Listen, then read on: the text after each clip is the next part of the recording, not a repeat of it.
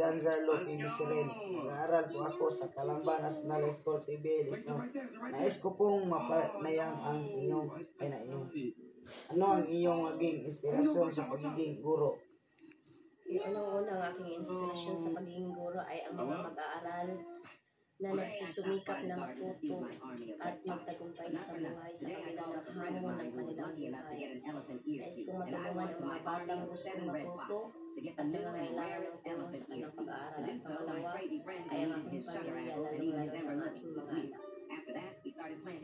Paano mo i-handle ang mga estudyante na may iba't ibang learning style? Hindi lingid sa ating kaalaman na ang aming mga estudyante ay may iba't ibang learning style. So, paano namin ito i-handle sa pamamagitan ng pagbibigay ng iba't ibang estratehiya o pamamaraan na matutugunan ang kanilang pangangailangan. Ito ay ang mga visual, auditory at kinesthetic methods na matutugunan ang pangangailangan ng mga estudyante.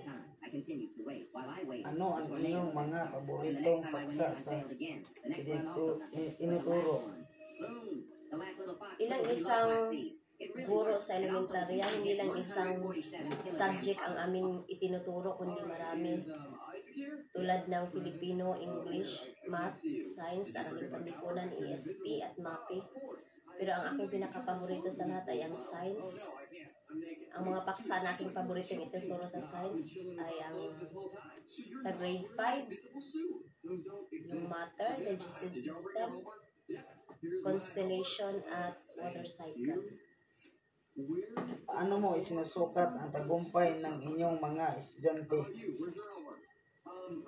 Ang tagumpay ng aking mga estudyante sa loob ng classroom ay nasusukat sa pamamagitan ng kanilang mga nakukuhang marka, sa kanilang partisipasyon sa klase, at sa kanilang pagpapakita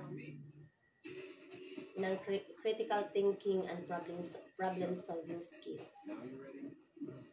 Ano ang inyong mga payo para sa mga estudyante na gustong magtagumpay?